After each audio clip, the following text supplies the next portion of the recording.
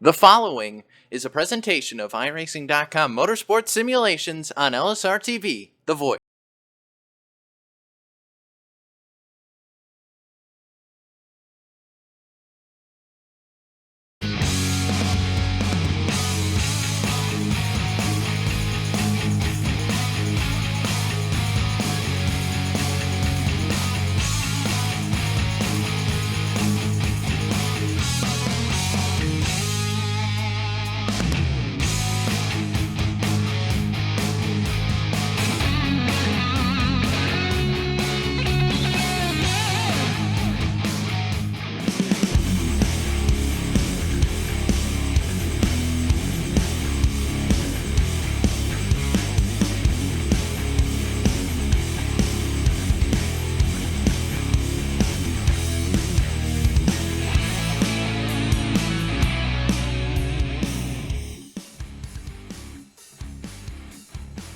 Good evening, sim racing fans, and welcome to Auto Club Speedway in Fontana, California, where tonight, under the lights on LSRTV and iRacing Live, we continue the 2016 Domino's TYJ Racing Cup Series Chase for the Championship as the Challenger round continues into tonight at California for the second race of three in the opening round. We're happy to have you with us as always for tonight's coverage. We get set for the Operation Homefront 180, round 15 of 20 on this 2016 championship. And as we have mentioned, coming into tonight, Talladega coming and gone, and Len McNeese punched his ticket into the contender round of 12. He's safe.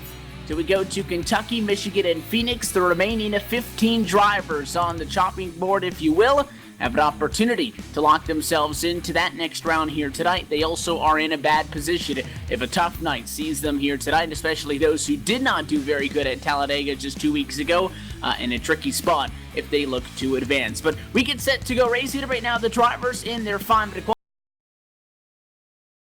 our TV broadcast booth. Myself, Evan Pasoko, joined by, as always, Tyler Herr, and our producer, Cisco Scaramuza, is downstairs. Tyler, back at it again with the Cup Series action here this evening. Fontana is a very unique racetrack at 2 miles, a D-shaped oval, but we do it under the lights tonight, and so it might help them out a little bit as they search for grip. But obviously, as I mentioned, the big story is in the middle of this championship fight.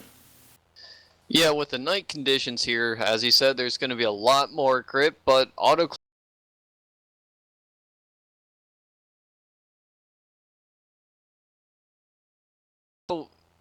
with it, besides it being flatter,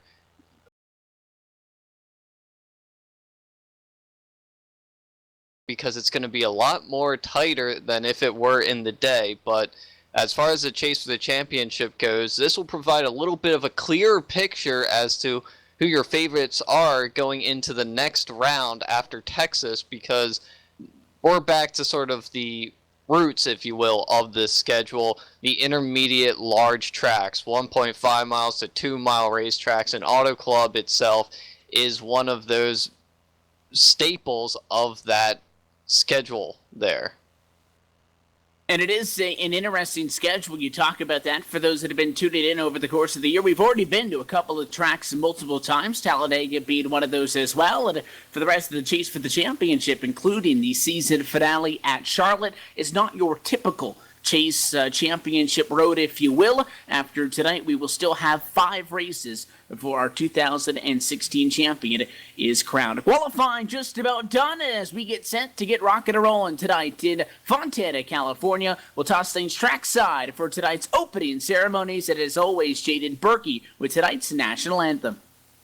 Oh, say, can you see by the dawn's early light what so proudly we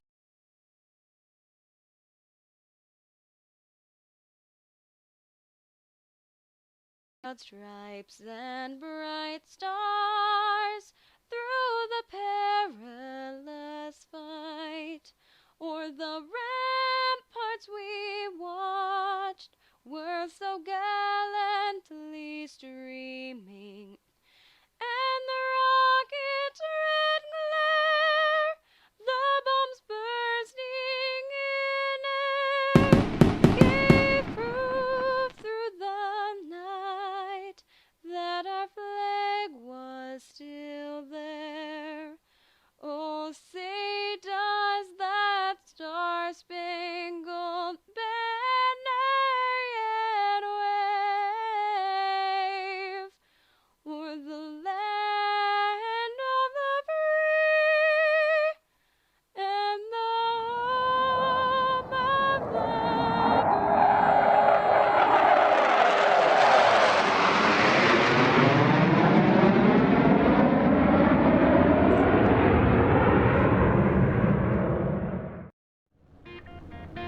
And with that, we get set to go green flag racing for the 15th round on the Domino's TYJ Racing Cup Series campaign. We go trackside to take a look at tonight's LSRTV starting lineup. Pole position after the qualifying session with a 39.167. Justin Faulkner and a 51 Napa Auto Parts Chevrolet going to bring us to the green flag tonight, joined on the front row by none other than number 19 machine of Curtis Young, the driver who has been basically dominant all season, looking to punch his ticket into the next round. Just behind them, qualifying third tonight, the 74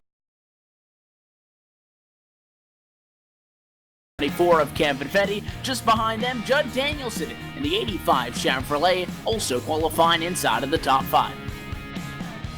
Sixth place, continuing the trend of our chase contenders, is Ellery Queen. To seventh place on the grid will be Brad Ross. The 86 of Steve Cunningham is going to roll off the grid in 8th place. Ryan Steinacker in the 48 will roll off the grid in 9th, and in 10th it's the 101 of David Gainford. 11th position tonight going to belong to Ray Richard. Joe Owen will start in 12th spot. 13th to the 13th fastest car in practice as well. That'll be for the 14 of Gary Weston. Behind him, P14 for Michael Fravert, Len McNeese in 15th. Gerald Heffley in the 28 will start 16th. Joshua Ramos is in 17th. Russ Coe will roll off the grid in 18th. Robert McFarland will start 19th. And the 8 of Tyler Roberts will start in 20th position. Continuing on through the qualifying lineup, Marcus Potts going to start 21st tonight. 22nd for Curtis Aho. Chad Payne 23rd. Eric Hawk 24th. And Dennis Cook 25th. 26th, the last driver to take a time will be Brent Scott in the 29. Philip Meyer will start with the provisional, and alongside him will be the 16 of Justin Anderson. Jim Locking and David May are not starting this race.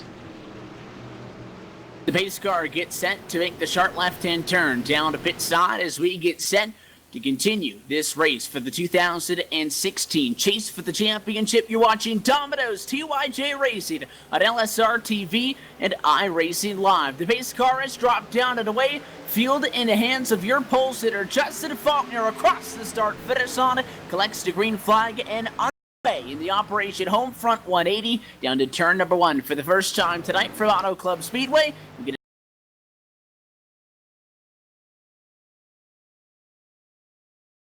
Second place, looked like he could have gotten a little bit of a run, but he's not going to get one.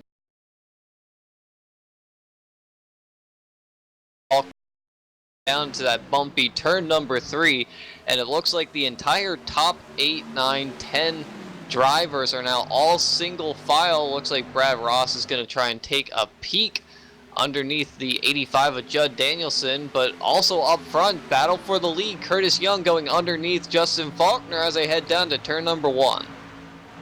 Going to be a side-by-side fight for that number 1 position. The 19 on the inside of the racetrack has the advantage, but coming off at turn 2, 51 going to fight back. He was cleared by Young in the center of the corner, but Faulkner, such a good run coming off of the turn. Talking a little bit about this Auto Club Speedway, and we talked about its sister track, if you will, at Michigan International Speedway. Tonight, you're working with 14 degrees.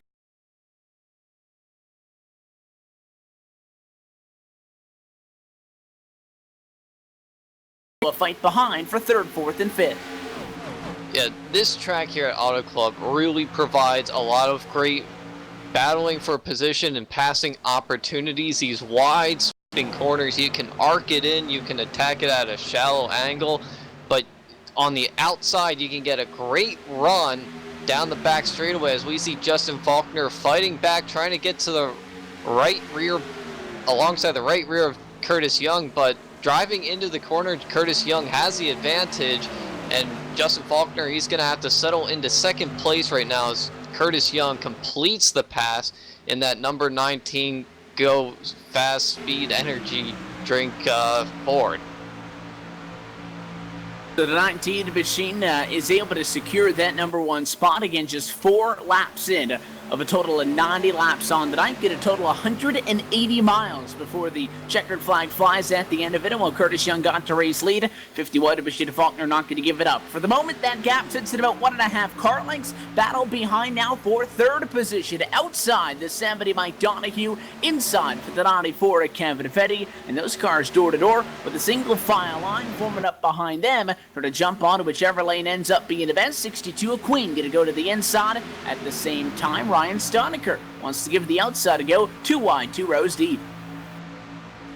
And the draft does come into play here at Auto Club Speedway just a little bit on such long straightaways before heading into the corners, and it's almost like you're seeing Talladega or Daytona racing once again. You have guys trying to push each other into the corner, trying to clear the car on the outside, and right now the 62 and 48 are going to clear the number 70 of Mike Donahue before getting into turn number 3. Brad Ross tries to put it in there, overdrives just a little bit, has to roll back out, allowing the 70 of Mike Donahue to hold on to his position, but Len McNeese is going to challenge him on the outside as the 33 falls back just a little bit. It's a very, very line-sensitive racetrack here. You have to make sure that you roll out of the throttle and back into it so gently that you can get the best run off the corners as possible, because these long straightaways really hurt you if you mess up your exits.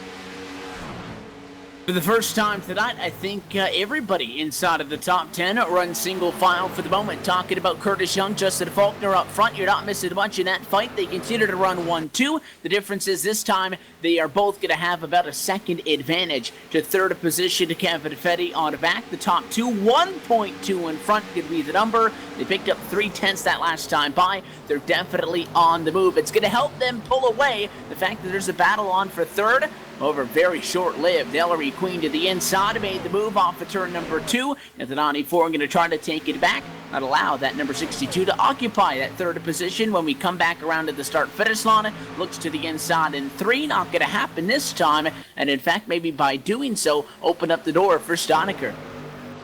Yeah, Ryan Steinecker all the way up top, but he cannot get it done around Kevin Fetty, and you really got to be careful of the wall out there, because if you hit that, that's really going to affect your downforce and aerodynamics for the rest of the night. So if you hit the wall, it's almost going to be game over for you in this race here. But so far, everyone's keeping it green and clean out on the racetrack, and I believe the biggest surprise right now of the race for me personally is that 62 of Ellery Queen. He had a great qualifying effort, started in 6th place, and he was also second on the board, but we really haven't gotten a chance to talk to him that much about him that much throughout the season with strong runs. He's been decently quick, but really just hasn't had the luck. But right now, in the early stages of this race, he is sitting in 3rd position, about 1.5 seconds off the lead, but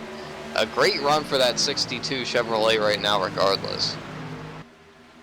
And again, a steady climb forward, as you mentioned, up 3 positions. Steinecker also up 4. No big movers until you start to look back a little bit deeper in the field, like the number 38, Curtis Aho, who's in the middle of a big fight with a 2 at the 14 just behind Tim. Marcus Potts, Gary Weston giving him some trouble. Aho up from 22nd to 15th position the last time around. Over the 2, Machida Potts on the outside and get a challenge, and he may or may not rather retain that number 15th position this time. By scoring going to drop him to 17th. So just because he's got a fast car doesn't mean that things are going to be easy. There's a lot of traffic back there. We'll continue to monitor that battle inside the top 10, though. Change for position. Steve Cunningham going to take P7 away from Mike Donahue. And it looks like the 6 of Joe Owen, he's trying to hang in there as well, trying to look to the inside of Mike Donahue. He cannot do it, but he's still right on the back bumper of the 70 of Mike Donahue. His problem right now, though, he's blinking a little bit out on the racetrack, so if that continues and any of his competitors feel a little bit in danger because of it, they might just end up telling him to either pull down pit road or drop to the back end of the field until it stabilizes. And still coming off of turn 2 down the backstretch here, he's all the way down to the bottom, but still just not as stable as a connection as a 6-foot 1. but he's still hanging in there in 8th position.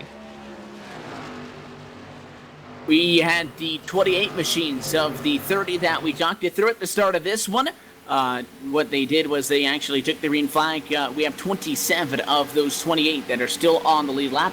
An issue with Brent Scott, who is now 10 laps down. 28th position is out of this race effectively as they run on the racetrack right now. Back to that battle we were talking about just outside the top 10. Back at that 38 of Curtis Aho. Can't find any clean air. We picked up with that fight with the 2 machine. Marcus Potts with a move on him. Looking for a little bit of redemption. You see down the back straightaway here, talking about how aerodynamically sensitive this racetrack is and how really momentum based it is because you get down into the corner. It's a long way from turn 4 down to turn 1, equally as long of a way down the backstretch. You can't get out of the gas off the corner, and 3 wide in contact that time by and get roughed up as Ray Richer. He'll get discarded on the outside, and that comes right back to that point that you just can't lift. That was a tight battle, and that could have been real bad for the 2 of Marcus Potts, the 38 of Curtis Aho, and the 44, but everybody drives away from it cleanly, or as cleanly as you can get for Ray Richards' case, but it's still a battle there between the 38 and the 2. The 38, he's going to use that outside line, hopefully try and pinch the 2 off the corner there. Doesn't really get as much of a pinch as he'd like, so it's a drag race coming to the line. Give that position right now to the 38 of Curtis Aho as he goes up into 12th position.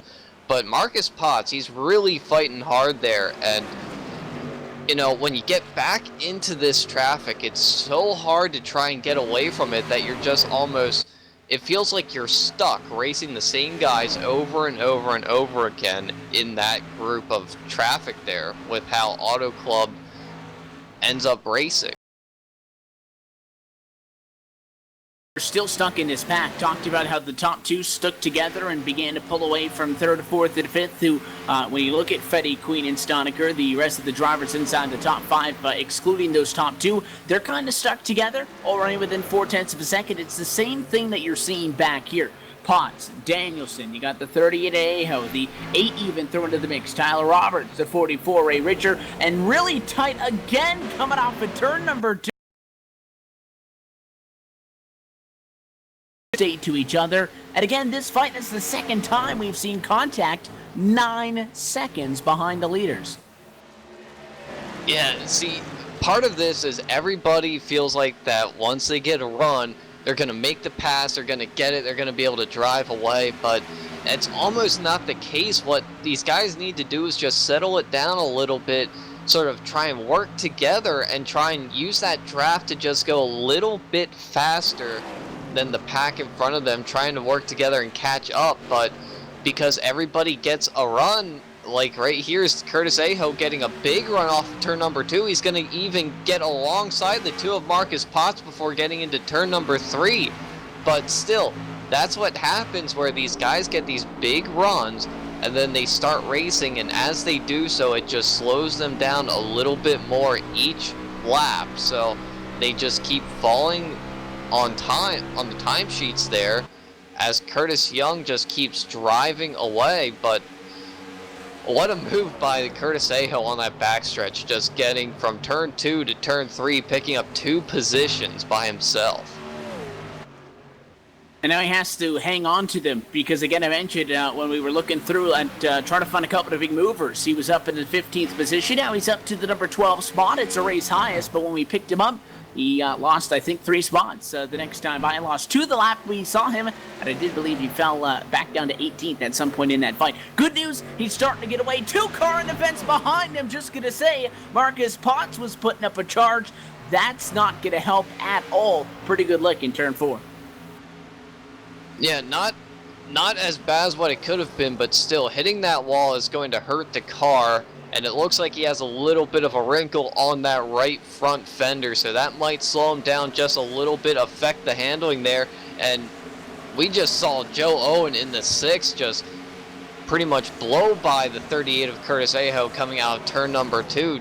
Joe Owen, he has a very quick car. He finished, I believe, 2nd at Talladega last week, so even though he's not in the chase, he's really come on strong here, but actually he is 1 lap down, so he must have came down pit road after his connect.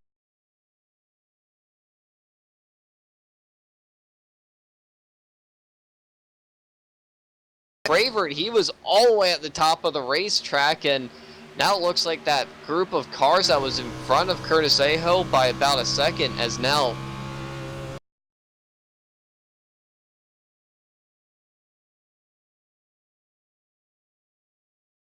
issue, knocked a couple of guys back. Additionally, we did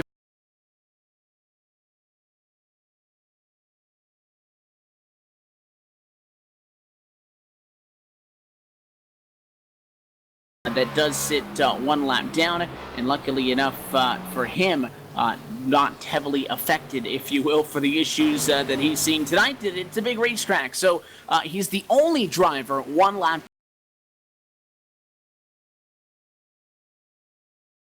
And not all that far away from quarter distance here in Fontana, California, is that soon not to be the only driver 1 lap down. Once Russ Coe loses his lead lap status, he would then obviously take over the lucky dog position. Curtis Young is running a 41-second lap time. It's still a good gap, but if we work our way through a cycle of the green flag pit stops, it's going to be very bad news very quickly for positions 26, 25, 24, and 23, because then they're really going to be right hot on the heels, if you will, with Curtis Young catching up on him. Yeah, and speaking of pit stops, we're probably, I would say, about 10 laps away from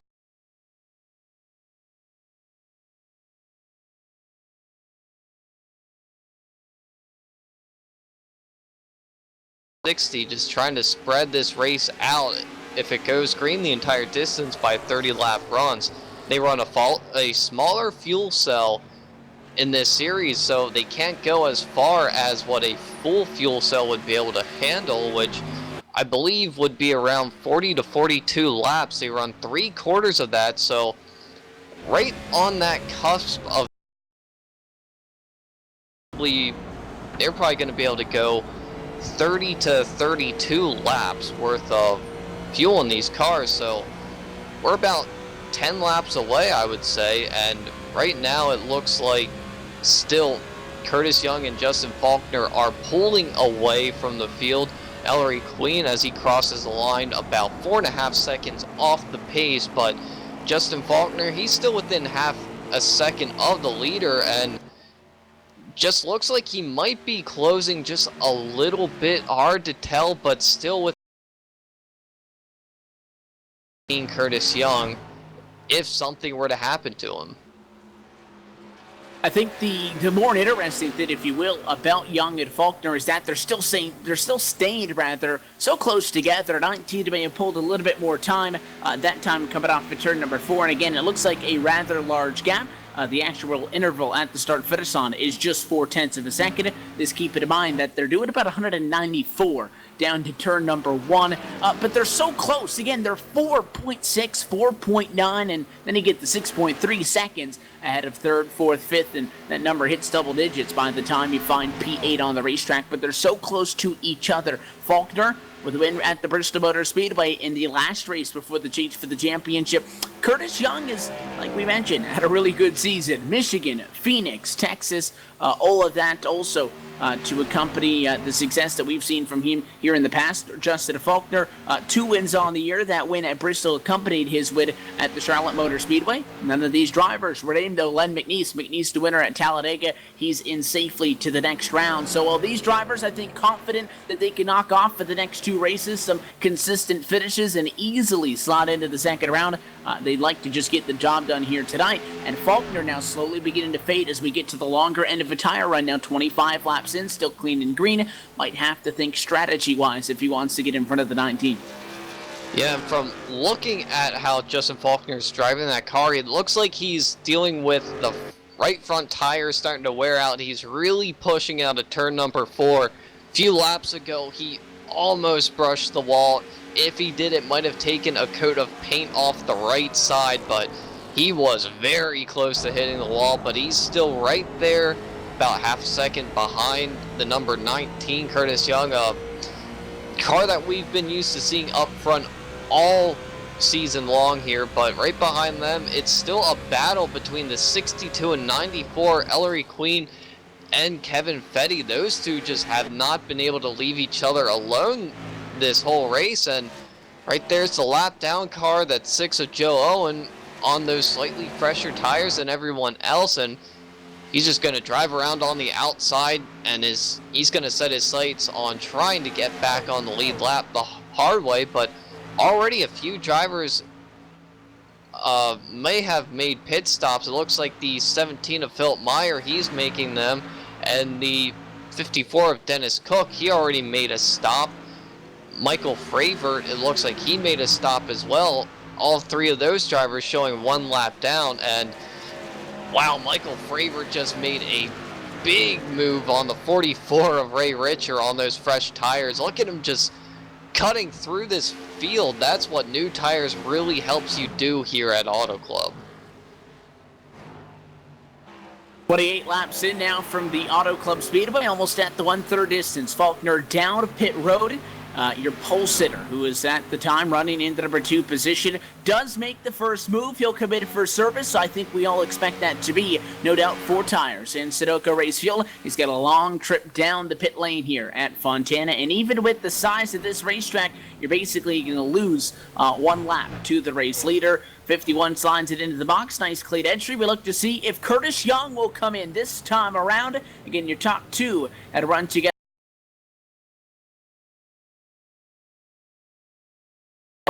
Faulkner in and out. Curtis Young still out as your race leader. A 1373 by the crew of that 51 of Justin Faulkner. Pretty decent stop there, but he's still going to end up 1 lap behind the number 19 of Curtis Young, but he's going to be able to drive right back around him. He's only about 2-3 seconds behind Curtis Young right now. Maybe about 5 seconds actually, but still, that's really barely any distance that he's going to have to make up on these fresh tires. Very slight damage on the right side of that 51, so he made a little bit of contact with the wall, as I mentioned before, but still, the 19 of Curtis Young, he has yet to come down pit road. I'd expect him to come down, if not this lap, the very next lap afterwards, because he's losing a little bit of time, but he might be trying that strategy.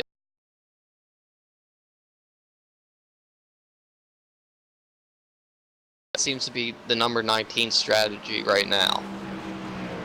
And talking about the difference in lap times, well, you got Justin Faulkner, who came down pit road. The last lap that he came down before pit road was a 41.4. Curtis Young also just ran a 41.4, but the fresh tires for Justin Faulkner had him at a 39.3 the last time by. So you're looking at about 2 seconds of fall off. Curtis Young stays out 4 laps. In theory, that translates to 8.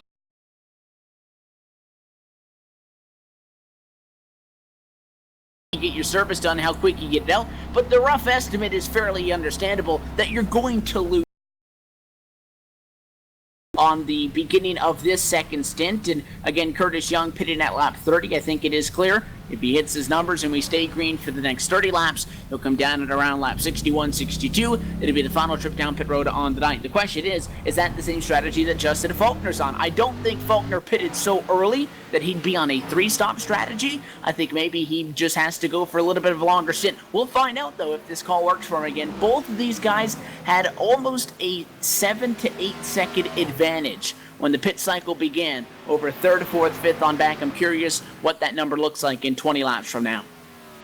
Yeah, and another difference that I saw out of the number 19 of Curtis Young, he was very, very tender getting onto pit road, and he just seemed a lot slower attacking the entrance there, and that might have played a big part into this now large gap between Justin Faulkner and the number 19 of Curtis Young.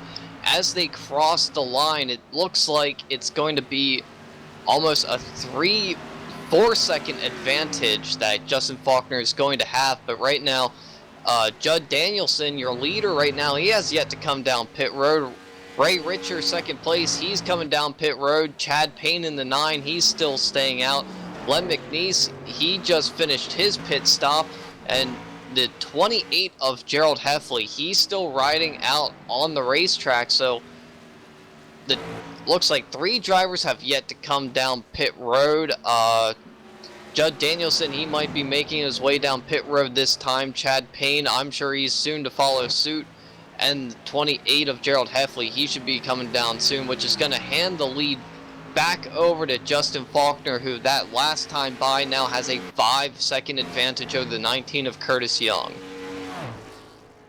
Judd Danielson going to bring it in this time at lap number 33. Chad Payne also in from second. Ray Richer out on the racetrack cycling through. May just bring this pit cycle all the way to a conclusion. And I think we had maybe 8 laps at tops, I think, between when we saw the first couple of cars come down pit road and now when we're seeing this opening cycle, the green flag service begin to round up. And I do expect that we will see that number 50 with Justin Faulkner, who right now sits with an advantage scored at just about 5 seconds in.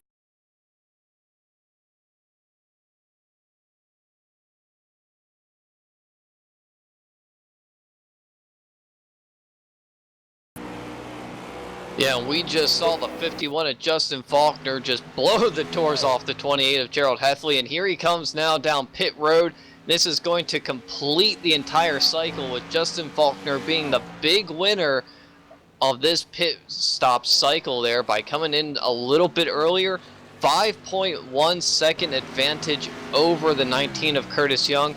Joe Owen, who came in on lap 10 or 11 of this event, he's sitting right now third place, 9.1 seconds off the pace, but he has about 20 lap older tires than the leaders right now, so he's going to be falling back and quick. Kevin Fetty will be your new third place driver. He's about 11.5 seconds off the pace, and rounding out the top 5, the 36 of Michael Fravert, a big pickup for him. He's going to be sitting in 5th place, 13 seconds off the lead. So Heffley going to come in and out, and Faulkner tries to maintain the gap. The difference between those 2 lap times, each driver the last time by was about at 0.2 of a second, and it looks like a long way, and it is, between turn 3 and turn 2, almost an entire straightaway, the gap right now. Faulkner obviously got the advantage if you're just tuned in as we close it on the halfway point by pitting multiple laps earlier than Curtis Young after he was running in second to Young for the opening 30 or so laps of this race, which is yet to see a caution flag. Curtis Young, though, now clearly has the tire advantage. Question is, give or take, 23 laps away for the next cycle of green flag pit stops. If we get there, is that enough time for Curtis Young to make up a 4.7 second disadvantage with a little bit fresher Goodyear Eagle tires? As things calm down for the moment, we'll take this opportunity to step aside for just a brief moment, take word from some of our partners, and to come right back to the Auto Club Speedway. You're watching the 2016 Domino's TYJ Racing Cup Series at LSRTV and iRacing Live. Justin Faulkner leads the Operation Homefront 180.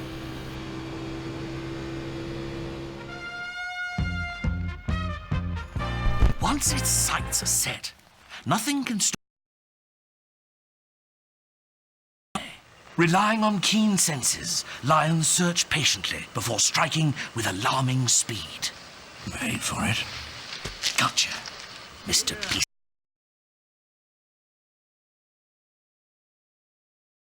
Do good. Be a lion.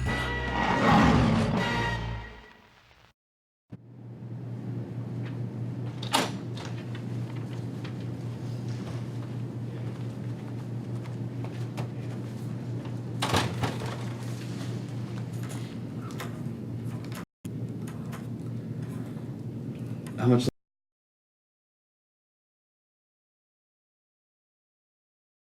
I'm pretty sure he's playing Pokemon again. Again? Yes, again.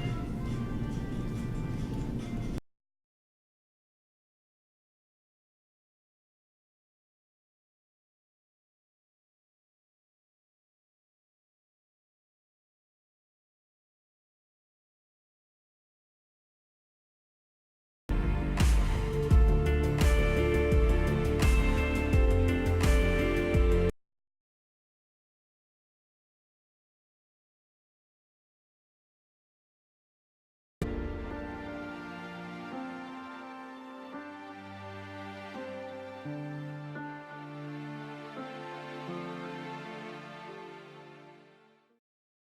right, let's take it from the top. Okay, cool. I've got this time. Ladies and gentlemen, don't forget that the next round of the NASCAR Peak Antifreeze Series, powered by iRacing.com. Sorry, I keep on messing that one up. Why are you changing name all the time? Just do it one more time. Do it one more time. Antifreeze Series, powered by iRacing, will take place on Tuesday from 9 p.m. Eastern Time. Catch it on iRacing Live. Join Evan and the gang for what will hopefully be another fantastic race. Some of the best sim racing you'll ever see on the internet. Better? Good, perfect. Cool. Nice.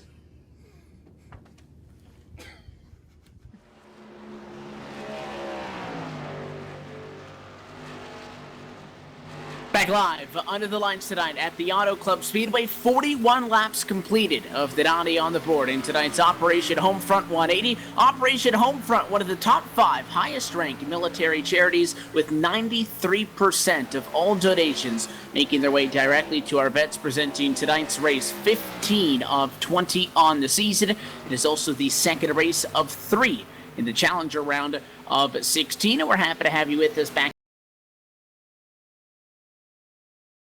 of the game. When we stepped away, it was what, about 4.9 seconds? Now 2.9. Here comes Curtis Young, closing in at a very good rate of speed in relation to Justin Faulkner, as really, and not to count out some of the other cars, but I mean, in all honesty, Tyler, after lap 10, it almost turned into this 2-car race. Yeah, just Justin Faulkner and Curtis Young have been so far out in front here that it's almost like throughout the entire season, whenever Justin Faulkner would race, it would just be a 2-man show between him and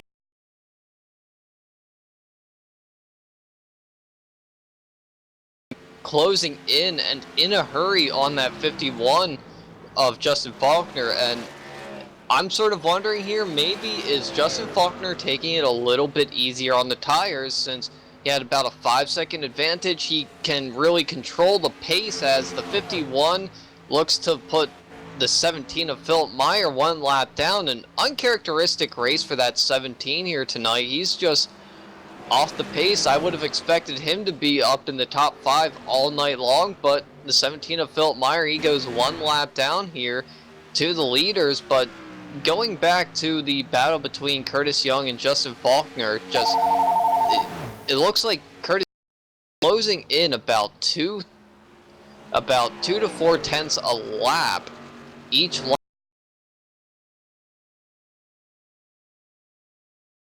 trying to save tires a bit, or it's just the 19 is just that much faster right now with about 4 or 5 lap fresher tires. Inside of 2 seconds now, that's Curtis Young calling up Justin Faulkner, letting him know that he's going to be there very shortly. 9.4 seconds in front of third, soon to be double-digit seconds away from the next closest driver. And to the point about the lap cars, as you just mentioned, Tyler, we mentioned about 20 laps in, your at time 1 lap down machine and your at time occupier of the Lucky Dog position was in a good spot because there was only 1 car 1 lap down. Well, now the top 19 cars remain on the lead lap 20th through 26th, which includes some fairly big names that we've talked about a lot this season. Philip Meyer, Robert McFarland, Curtis Aho, Joe Owen, Gerald Heffley, Justin Anderson, and Russ Coe, all 1 lap down already at this point.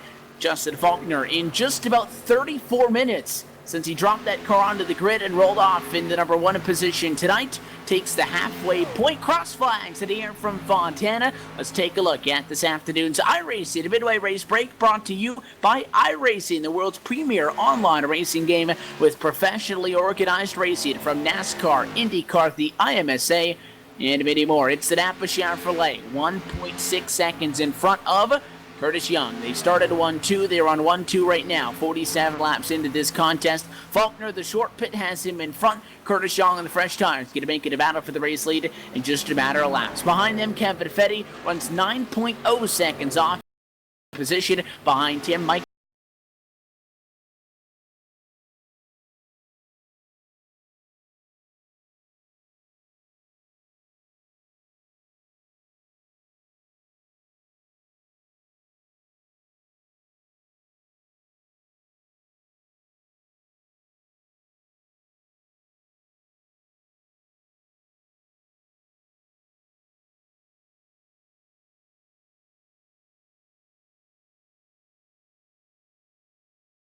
is the number 85 of Judd Danielson. He started 5th on the night, dropped back. He's running in 11th place.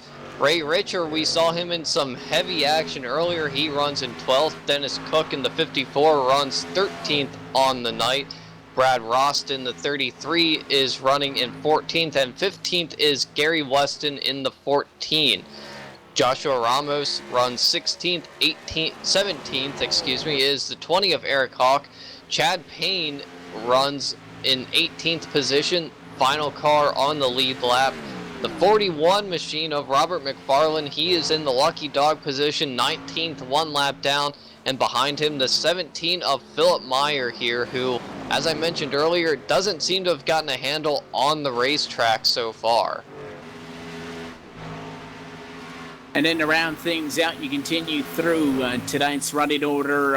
Again, 18 drivers total on the lead lap. 21st on the back. We ran through them just a moment ago. Aho Heffley, favorite. Owen Anderson, co-1 lap down. Marcus Potts, the most recent driver to drop outside of tonight's contest. 23 laps down, all on the racetrack. Looks like he'll come home 27.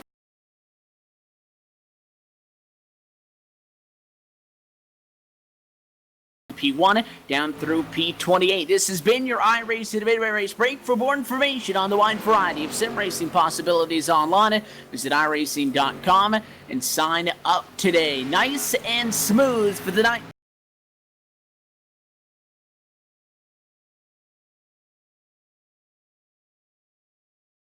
Strategy call.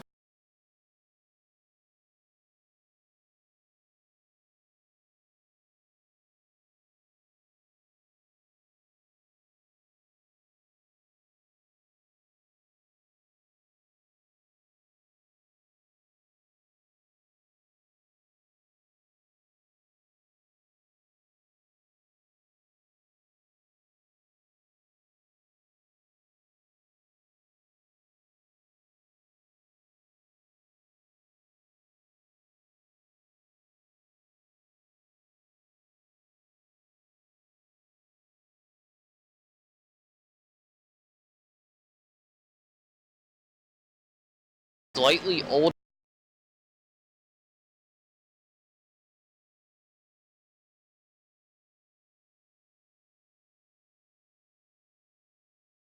And I'm going to call this, when they end up cycling through all the pit stops here, I'm going to go ahead and guess that the 19 and the 51 are going to be much closer this time around after they finish their pit stops.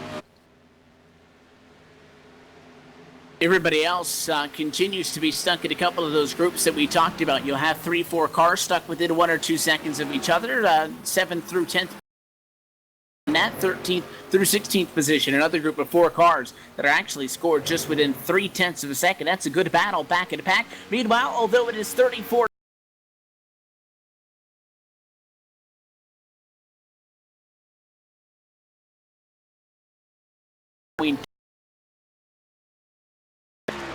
Yeah, and with those drivers there fighting that hard for 4 positions, they're only, 5, 6, 7 seconds ahead of the leader. So once Curtis Young is able to catch up to them, it's going to be Young to make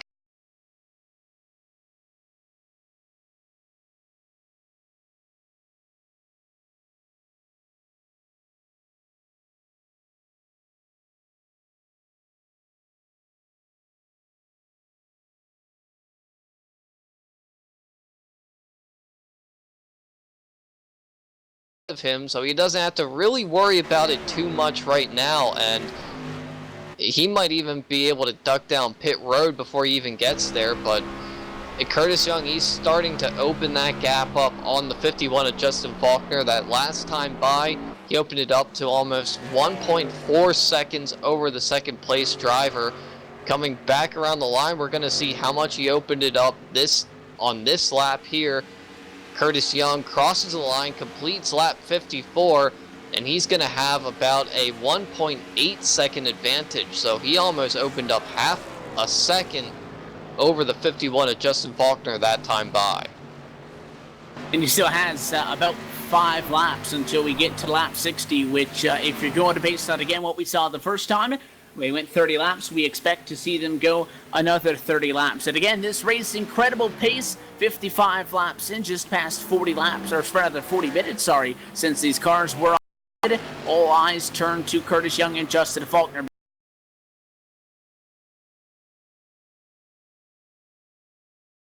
He was about 0.5 of a second behind when he made his call to pit road. And I think almost Curtis Young, we talked about Young staying out. Every single lap he stays out, he's going to lose more time. I think if Young reacted to Faulkner coming down pit road, it almost would have worked out better for the 51, because they would have been more so even than they are now. They were 4 or 5 laps off, and Curtis Young is blowing him out of the water. I don't think that means the 51 can short pit again, because I think it would just be even worse. With Young, it's going to be pretty hard to make up what is now a 2-second gap. Or does he try to do what the 19 just did to him, and that is stay out 4 laps longer or so than what the 19 does? He might have to almost reverse the strategy. Well, I just saw the 51 of Justin Faulkner scrape the wall coming out of turn number 4 there, so I'm going to have to go ahead and say within about a lap or 2, he's going to have to bring this car down, because right now the tires are just gone on that 51 Napa machine, and with that scrape of the wall, that's just going to hurt him a little bit more, because he just lost about 0.7 of a second that lap from that scrape off of turn number 4 wall, and it's just going to go downhill for Justin Faulkner here in this run within the very few laps that are left in it. But once he comes down pit road, I think he's going to have a very tough battle to face, trying to get back up and try and pass the number 19. He's over 3 seconds behind the leader right now, so at this point, I'm going to have to say, once everything cycles through, Curtis Young, he's going to be the man to beat on this final fuel run here. And I don't think anybody else really has an opportunity. We haven't really talked about it a lot tonight, haven't had to knock on any wood, but if we do see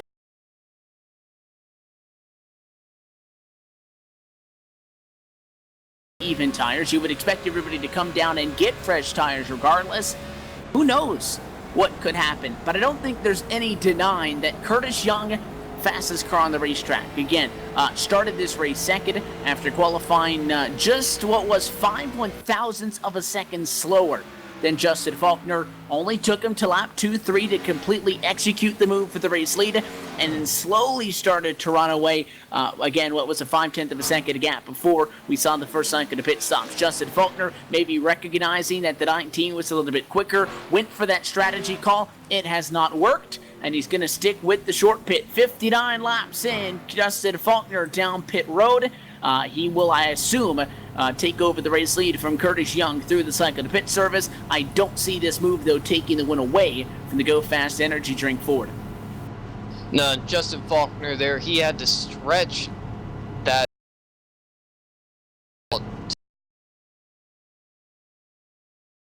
I actually believe that Curtis Young, he's probably going to end up coming down pit road here very shortly, if not this lap. Watching the number 19 of Curtis Young, he's going to pull down pit road here, so there's really not going to be much of an advantage for the 51 of Justin Faulkner to really gain, since Curtis Young had just pulled down pit road. The 51 of Justin Faulkner is away, and he's going to complete his service. And still, Curtis Young right now, he just crossed the start-finish line, so he's making his way all. Just agony when you're flying down the front stretch at 200 miles an hour.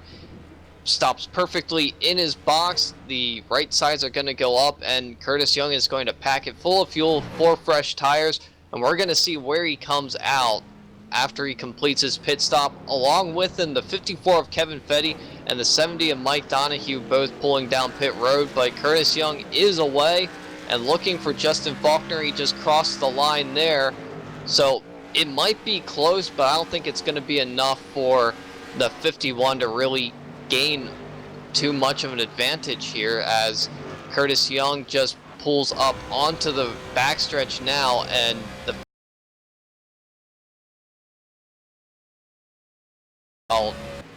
I'm going to go ahead and say 2-3 seconds still behind the number 19 of Curtis Young. Looked like everybody else had the same idea as Young. They were all down pit road, and it looks like this cycle of pit stops might be a little bit more uniform than what we saw the last time. Scoring sheets right now have that 85 machine to John Daniel sit out in front down to turn number 3. Curtis Young, Brad Ross, and then Justin Faulkner in that order. Going to take through turns number 1 and 2. So even with all of that being said, the 51, I don't even think going to get that opportunity to make up a 3-second gap. You're not making up 3 seconds per lap on the old tires. So Curtis Young was able to maintain the distance. If he stayed out maybe 3 more laps like he did the first time around, Faulkner might have gotten another opportunity to lead a lap. But I think Curtis Young securing now 2/3 of the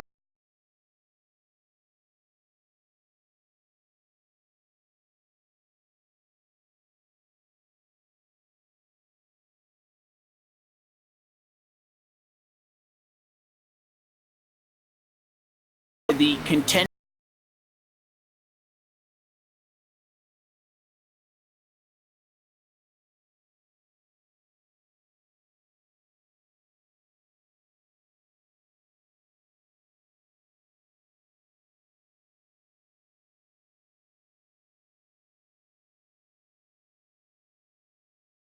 rounds in this championship. McNeese is through. Drivers vying for 12 spots.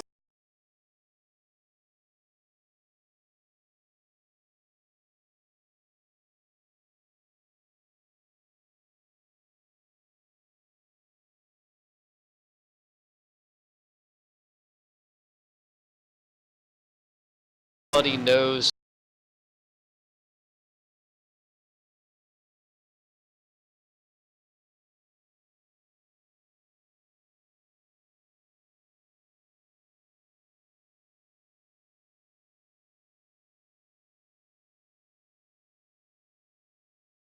this season, and one little mistake could end up ruining the nights of several drivers. And since there are going to be 8 championship contenders in that final race, just the stakes are going to be so much higher for all 8 drivers, and every inch, every position is going to count, and that's going to be a lot of pressure on all the drivers. And I think it's going to be a lot of take and hardly any give. But back up front, Curtis Young has cycled back through to the lead. Behind him, the 51, Justin Faulkner, about 1.3 seconds off, and it's a little bit closer than what I thought after the round of pit stops, but it's still not close enough for that 51 of Justin Faulkner, I think, to really make the gains that he needs to. He's going to have to push in this final run to try and get up to him. But even if he does get up to the number 19 of Curtis Young, just the fact that Curtis Young can just sort of maintain his tires and just take care of everything that he needs to, like he's done all year long, I really think that Curtis Young, he's going to just walk away with this now. If they're barring that there aren't any cautions that come out from here to the end, but with how everything's looked, I think it's going to go green the rest of the way here, and just Curtis Young slowly going to pull away from the rest of the field. What you typically expect when you see a race like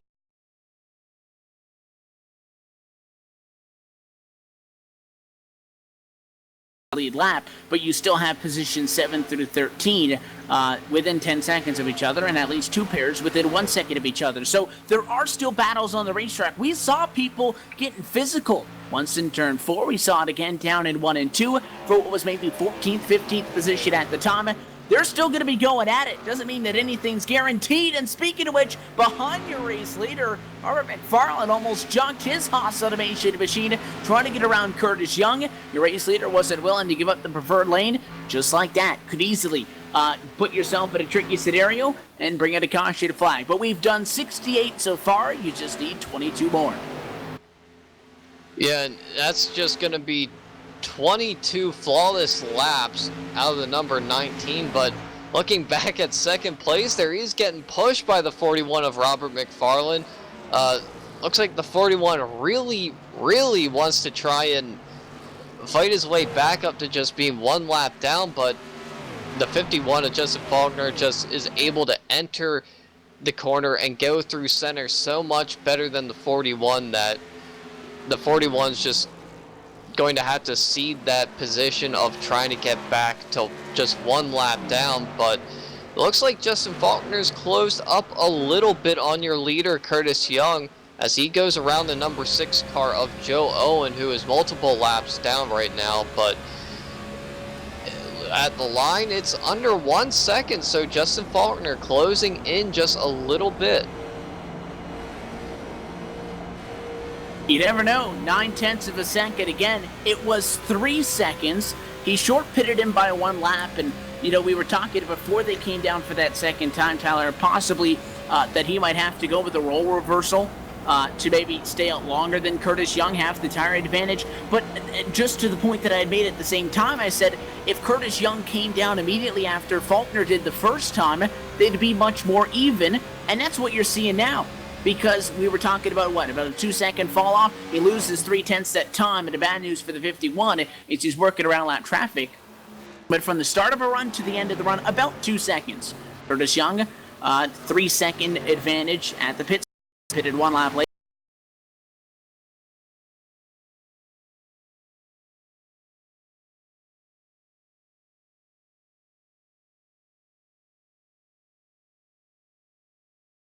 Help them in the long term. If he did what I'd say maybe 95% of people,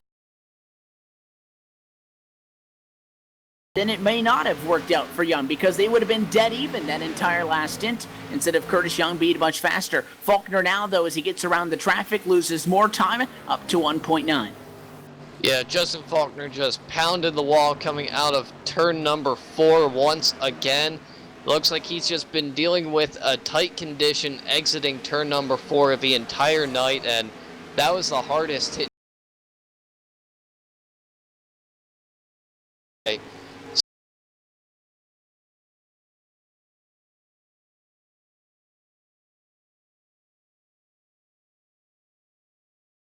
The number 19 making clean laps, 18 more as he crosses the line here.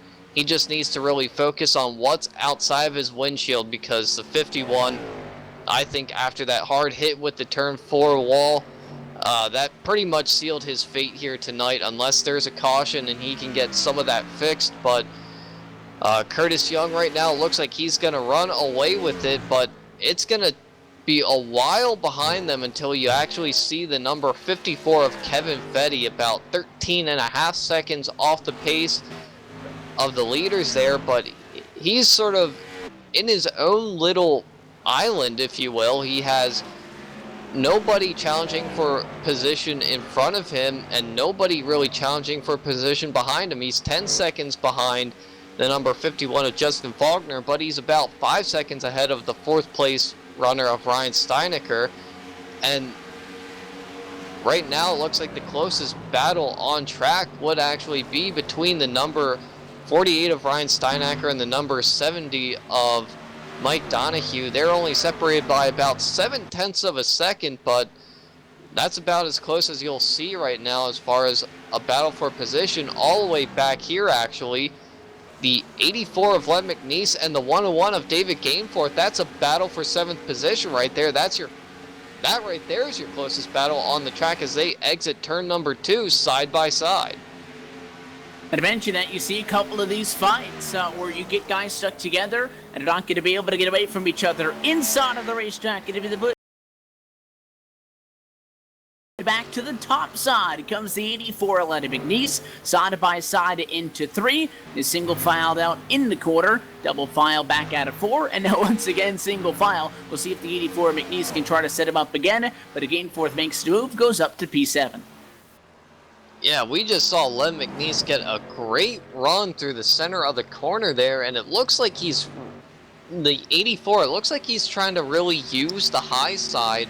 I'm not sure if he might have just missed his braking point there, or if that was a planned entry into turn number 1, because he went all the way to the outside. I'm not sure if he wanted to cut down the racetrack then to get a run down the hill, but he lost a little bit of time, and through 3 and 4 he's able to get back into the throttle sooner than the 101 of Gainforth. And right now that gap has stabilized between the two about 0.4 of a second. Len McNeese has a much shallower entry into that corner of 1 and 2, but looks like he's just pushing a little bit too much through the center of the corner off to where David Gainforth is able to just maintain that gap. So it looks like that battle is over for the time being. The 101 of David Gainforth will maintain 7th position, but up closer there to the lead, the number 70 has gotten around the number 48 of Ryan Steinecker, so both those drivers had a battle and settled it out on the racetrack there, with the 70 moving up to P4. Ryan Steinecker dropping back to 5th position, but still the top 6 are all chase eligible drivers. It was an interesting thing that we talked about coming into this championship, that we had seen a fair amount of different winners, but there was not a huge group of drivers in the 16 that had been the victory lane. We saw Justin Faulkner, as we mentioned, get a trip to victory lane. Sean Meyer, Chad Klinger went back-to-back earlier in the year. Philip Meyer, Joey Lambert, Curtis Young, Ryan Steinecker. Again, a lot of the big names. All the wins were conceded, I believe, almost entirely in the top 5 of the 16. So the question was, do you need to get a win to win a championship? And do we see somebody outside of those 5 names also go to victory lane? Well, Len McNeese got his win again 1 round ago, a week ago, if you will, at Talladega. He's into round number 2. He was one of those winners who picked up a win earlier in Daytona and Talladega. Big fan of the plate tracks. Back in a scenario now where we see people who have won races already this year dominating. And I'll think that in part of that, over the course of a season, I think that it's not disparaging to say, Tyler, that the better drivers get more points over the course of a long amount of time. You get a couple of guys who can get top 10 finishes that can bring there, but over the course of a long run, the points add up for the drivers who can get the job done. And it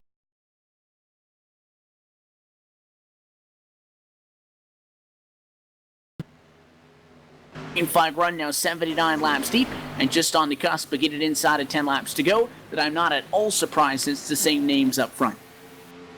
Yeah, and I had to make a correction myself. I said the top 6 are all chase eligible drivers. It's actually the entire top 10 all chase drivers, from Curtis Young all the way to Tyler Roberts.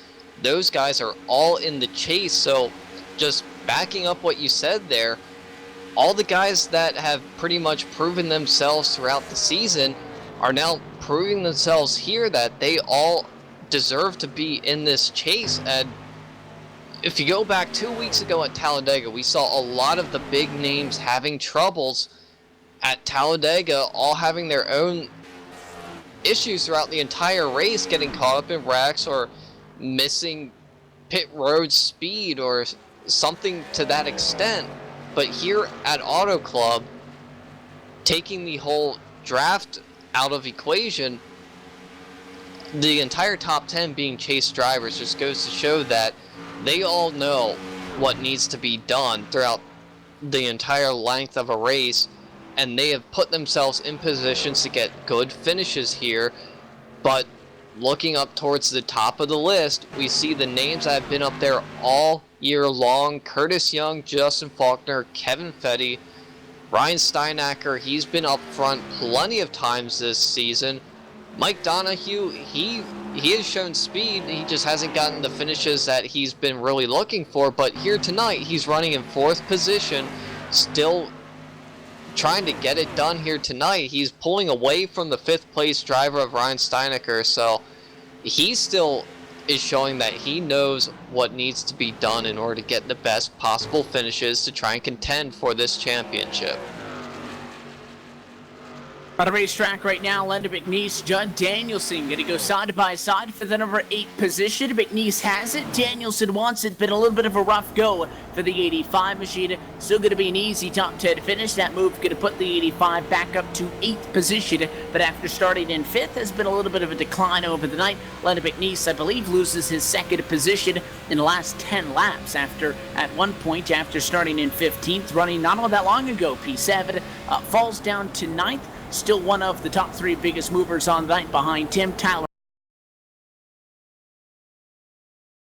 24th position and 1 lap down is now 14th. It also is picked up 10 positions and tied for the biggest mover so far on the evening. Curtis Young, not necessarily entirely clear to racetrack in front of him. Right now, lead lap going to bring us down to just 9 left on the lead lap with that move. He may still have to catch up to Len McNeese, and if he does, he got 9th, 8th, 7th. McNeese, Danielson, gained 4th. That names that we've been talking about for the last little while. Could get thick traffic. Good news, 8.9 seconds in front of Faulkner. At this point, 51 machine has just fallen off the tracks. Yeah, I believe that damage on the right front and right side of that car is really started to affect the 51 of Justin Faulkner throughout this run here. He's just off the pace just by that much, and the number 9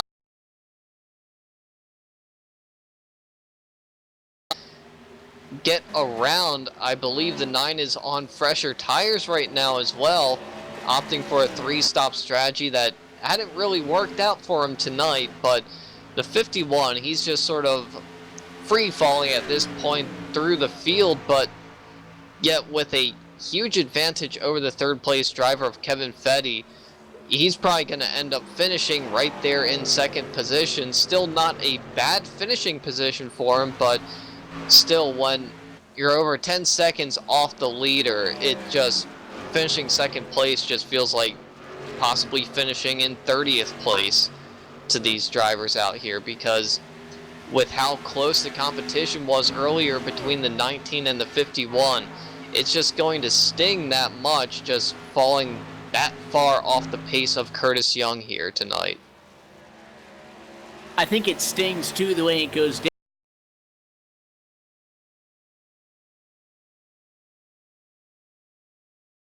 I think would be exactly where the 51 fits into the picture here tonight. He's not going to forget, though, Tyler, the fact that he's not coming home in 2nd, 3 seconds back. He's coming in 10 behind, and he may feel, if it was plausible or not, that if he didn't knock the fence down, he had a shot at it. And this could be good, though, for Faulkner maybe going forward when we go back on track with the Cup Series in 2 weeks' time for the final race on this round at Texas. Give him maybe a little bit extra drive and determination. Yeah, Texas is going to be a much faster track for these drivers. So what Faulkner's going to want to keep in mind here is not to knock down the walls there, because out at Texas, hitting the wall there is just going to hurt a lot more than what we've seen here tonight. And if you think that 10 seconds off of Curtis Young is bad right now from scraping the wall here at Auto Club, you hit the wall at Texas, that's pretty much going to end your night entirely. I haven't seen too many drivers walk away from scraping the wall out there to say that they finish in 2nd place. You hit the wall out there, you're going to finish in about 20th. 2 laps to go for Curtis Young inside of the final 4 miles here tonight in this Operation Homefront 180. A race coming into this one where Curtis Young, if you will, has been on a 2-race winless streak. The last time he went 2 weeks without a win was back in the opening 6 races, as it took him to Michigan before he broke into victory lane. Since then, he's won round 7 at Michigan, round 8 from Phoenix, 10 from Texas, which is good news, because we'll be there in 1 week's time.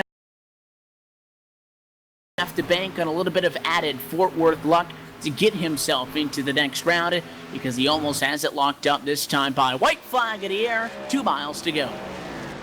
Yeah, Curtis Young has really put on a clinic here on the field, showing what you have to do at Auto Club to get it done tonight. He stretched his first pit stop out to lap 30, went to lap 60 to make his other pit stop, but he was able to chase down Justin Faulkner by 5 seconds during the 2nd run there to grab the lead and walk out to about 3-second advantage before final pit stops. He enters turn 3 for the final time. Curtis Young, all he needs to do is come off of turn 4. He has over an 11-second advantage. And here comes Curtis Young to the line. He's going to win the Operation Homefront here at Auto Club. And we'll have to wait a little bit for Justin Faulkner to come off of turn number 4. The 51 machine, Kevin Fetty, not going to be able to catch up in time. Faulkner is able to hang on for the P2 result. Fetty going to round out your podium as he comes across and takes the checkered flag.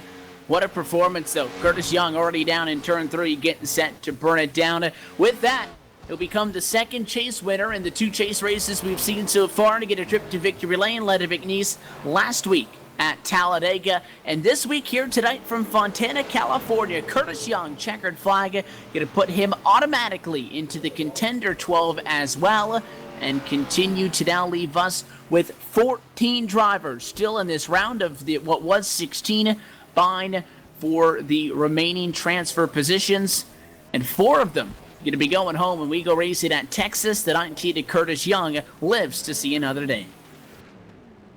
Yeah, Curtis Young, I really don't think there was a doubt in anyone's mind that he was going to be able to get it done here tonight, as he does a reverse burnout on the front stretch there. Haven't seen one of those at all, I think, anywhere, but he's just burning it down, going backwards as he pulls into victory lane there on the front stretch. But still, Curtis Young, I had no doubt in my mind he was going to make it easily into the second round of the chase there, and he does so with 1 race remaining. Still have yet to visit Texas here to really sort out who's in and who's out, but so far we know for a fact Len McNeese and Curtis Young live to fight another day in the second round of the chase.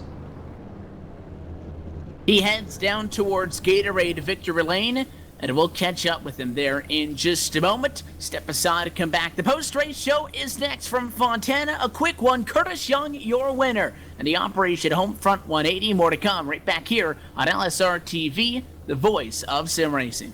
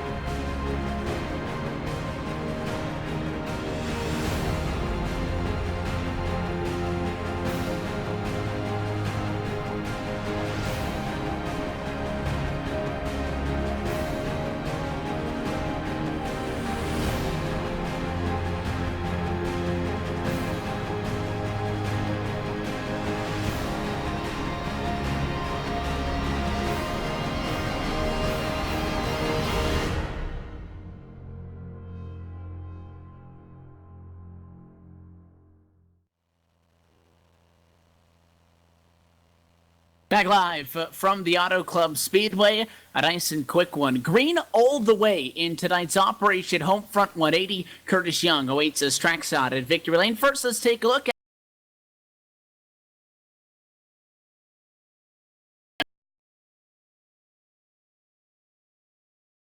TYJ chase for the championship grid. Curtis Young started second, but to be honest, it didn't take him that long to get up front. A little bit of pitch strategy at about the 1/3 mark.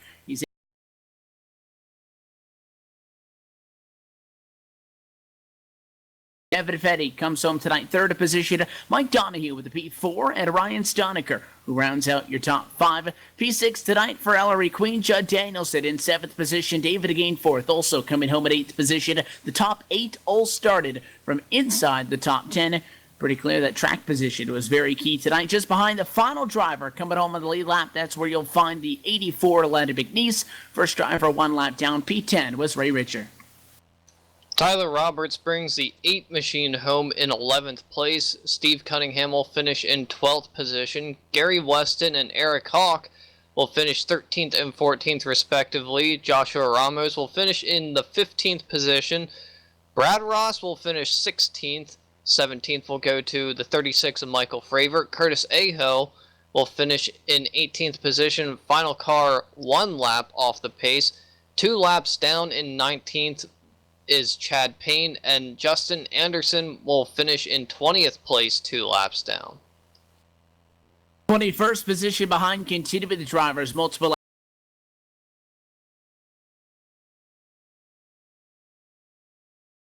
fourth at Resco in 25th position, and then a couple of drivers who finished tonight behind the fence due to a couple of connection problems earlier on, and in the case of Joe Owen later on, he takes 26th position, and then a rough night for Marcus Potts, P27. Brian Scott in 28th position. That's a look top to bottom at the 28 drivers who competed in tonight's contest. Your full feed rundown is brought to you, as always, by Domino's. With Domino's new Piece of the Pie rewards, you can earn a free pizza after just 6 online orders of $10 or more. You can sign up at www.dominos.com/rewards. Curtis Young, he had to wait 1 extra race, and I'm sure he would have liked to do it. But once again, he is back in Domino's TYJ Victory Lane, and getting the job done here tonight means that he is safely into the round of 12. Curtis Young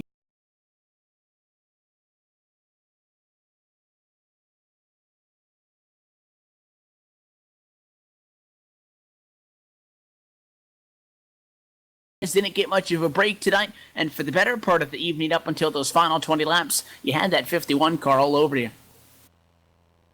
Yeah, I put in a lot of practice this weekend because I knew I had a bad race a couple weeks ago at Daytona, and I was in a little bit of a hole, so I really wanted to get the win tonight, or at least finish in the top 3 to 5 if I could. And yeah, 51 was all over me, and I was just talking to him.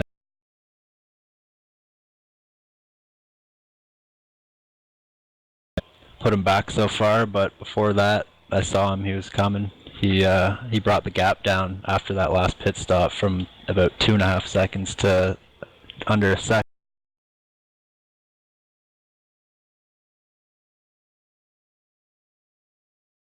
I have already been there, obviously, multiple times this year. You did it at Texas. After the result at Talladega, though, coming into tonight's race, maybe not having to lie and go to that last race. I know that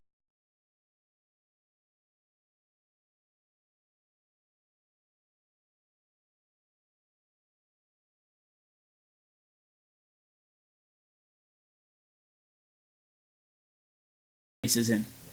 Yeah, it's great to get the win because even if I had a 2nd or 3rd place finish tonight and then ended up having a bad race at Texas, that doesn't necessarily mean that I would have made it in still. So yeah, it's definitely good to get the win and just automatically be through the next round.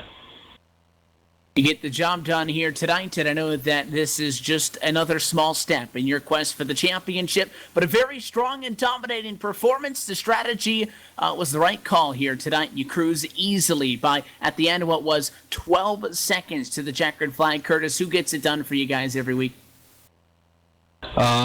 First off, I'd like to thank Eric Hawk. He had had 2 new paint schemes on the track tonight, so thanks to him for that. Saw he had a solid finish. So, and my dad for watching every week, and all the admins, not just Robert, but everybody else who into the league. Thanks to them, and you guys at LSRTV. As always, Curtis, thanks for sticking around and chat with us. Congratulations back at Victory Lane.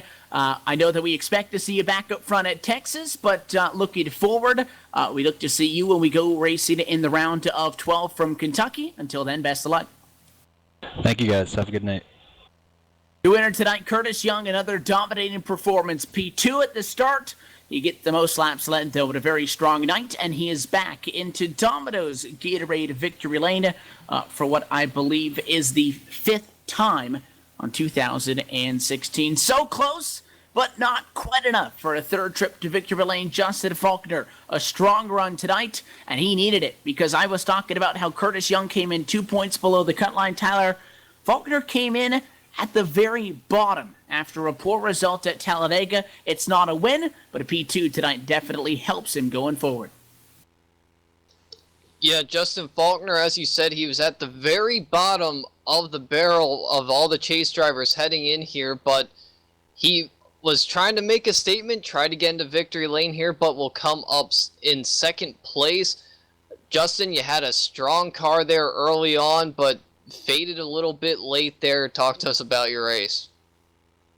Yeah, I had a good race. I ended up pitting a little too early on the first run, trying to short pit, and was hoping for a caution right there, but no caution came at all. But then I was running good, running second. I was fine with second, but then with like 20 laps to go, I hit the wall off 4 and just ruined any shot I would have had. So at that point, I was just hoping it would go green and I would finish second. Well, you came across the line just 1 position below where you started on the pole, but still a great run for you here tonight. And the good news here, looking at some of the drivers that you have to contend with when you go into Texas, having not so stellar of nights, one of the bigger surprises, Philip Meyer, but looking forward to Texas here, what's going to be your strategy? Trying to go out there and win it, or are you going to try and be a little bit more conservative, knowing that you're close to the cutoff, but you still have a great chance of winning it out there? I'll probably just go in and see what I got. I'm going to try for second. I don't want to push too hard for the win, but I think a top 2 or top 3 will be all right. Now, when you've raced this year, we've seen you very consistent up front. Once again, here tonight, you were very consistent, a strong contender for the leader. But after Curtis Young had gotten around you during that second stint there, and the early part of that third stint, did you think you had anything for him before you hit the wall? I think my only shot would have been if he hit lap traffic at the wrong spot or something. I caught up to him like 4 or 5 tenths because he caught some traffic in the wrong spot, but I think that would have been my only shot. Place, nothing to scoff at here tonight. A strong performance out of the 51 machine. Is there anyone that you'd like to thank for helping you get this second place finish? Yeah, I want to thank James Avalos. Painted this ride up for me. It looks real sweet, I think. And you guys for broadcasting and Robert for putting the league on. All right, just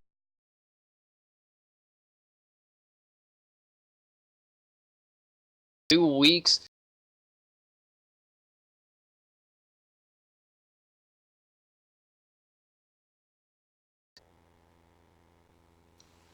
And now further down here, we've caught up with the driver of the 94 machine, Kevin Fetty, finishes in 3rd position, really starting and finishing right around that 3rd position here tonight. You're involved in some good battles there early on, but just sort of stabilized there in 3rd position. Talk to us about your night here.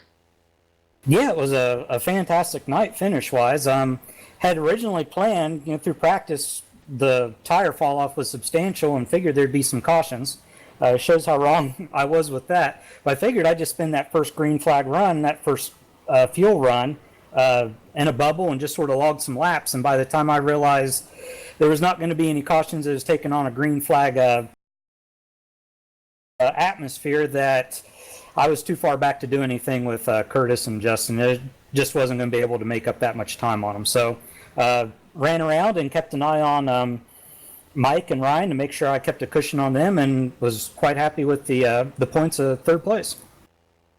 And speaking of points, you entered in this race seated in 4th position, just 2 points off of the top 2 points guys. And of course, Len McNeese had already punched his ticket 2 weeks ago at Talladega. But looking forward to Texas with this 3rd place momentum that comes with it. It looks like you're going to be sitting as the top guy in on points. So what's going to be your...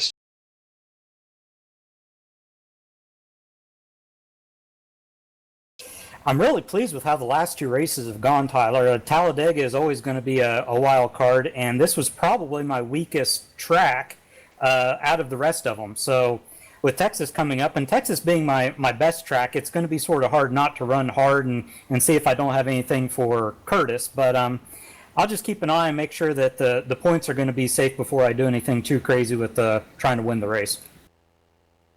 You heard it right from Kevin Fetty's mouth that this was his weakest track in his opinion, comes home and finishes in 3rd place. That should send a message to everyone else out on the racetrack here. But finally, before we let you go, who do you got to thank here tonight for getting you this 3rd place finish and the good momentum swing here in points? First, I want to thank my brother Glenn Fetty. He did the paint. It's Bill.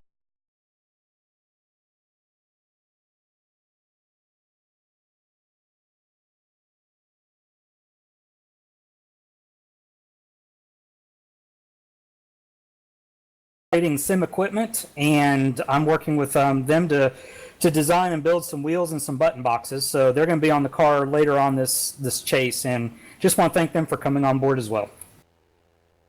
All right, 3rd place finisher Kevin Fetty looking to secure a position.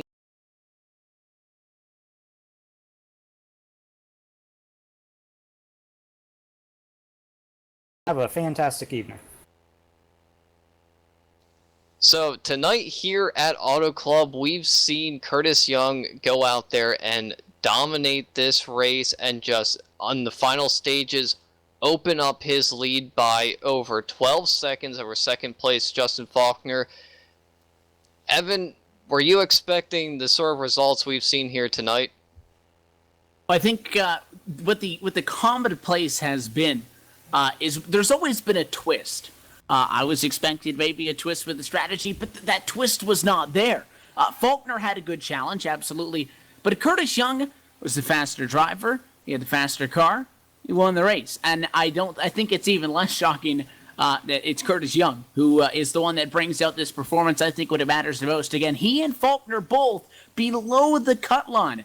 The 2 biggest winners in 2016 both performed, but for Faulkner, again, if he has another bad week at Texas, he's too close to that cut line to have a mistake like that. So with that being said, Curtis Young is safe. I look forward to Texas, and I said that Justin Faulkner hitting the fence and taking himself out of this race might light a fire underneath him. He just has to make sure that he keeps it under control. We'll go to the Texas Motor Speedway in 2 weeks' time with 14 drivers vying for what is going to be the remaining 10 positions. 4 drivers go home. And Texas, again, I talked to you about the interesting calendar year that we've seen. It'll be the 2nd time that we go there. Anything in particular you might be looking forward to as we head to Fort Worth?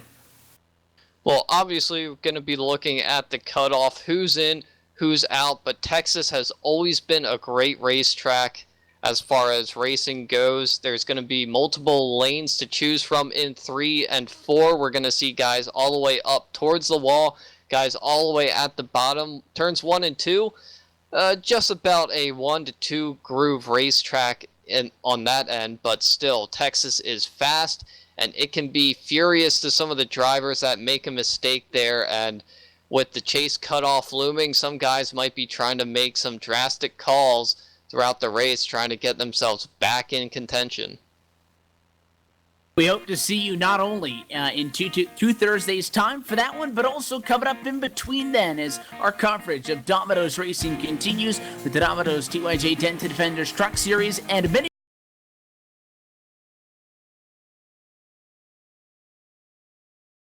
schedule on our website at www.livesimracing.com. Also, for more information on how to get involved with the Domino's TYJ Racing League, you can go to dominostyjracing.com and sign up today and find more information. On behalf of the board of directors for Domino's TYJ Racing, on behalf of Robert McFarland, Bucky Burt, Judd Danielson, Kevin Fetty, and Mike Donahue, and of course for everybody behind the scenes here at LSRTV LLC, I'd like to congratulate Curtis Young for once again returning to victory lane and locking up his spot in the round of 12 for what's going to be in 4 weeks' time. I do want to thank you all for tuning in so much. On behalf of myself, Evan Pasoko, for Tyler Herr and our producer Cisco Scarmos, I want to wish you a good night here from Fontana, California, and we'll see you in 2 weeks' time. We continue our chase racing, and we go for the first time elimination racing. Fort Worth in 2 Thursdays' time.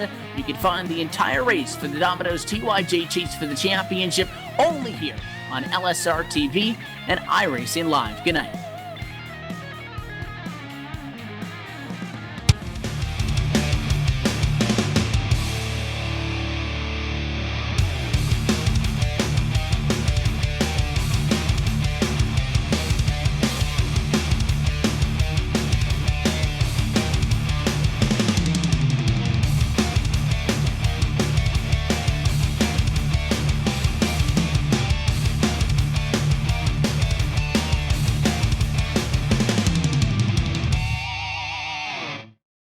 This copyrighted broadcast is presented under the authority of LSRTV LLC and iRacing.com Motorsports Simulations and may not be reproduced, retransmitted, or used in any form, nor the accounts and descriptions of this event disseminated in any way without the express written permission of Live Sim Racing TV. LSRTV. Hope you enjoyed tonight's broadcast.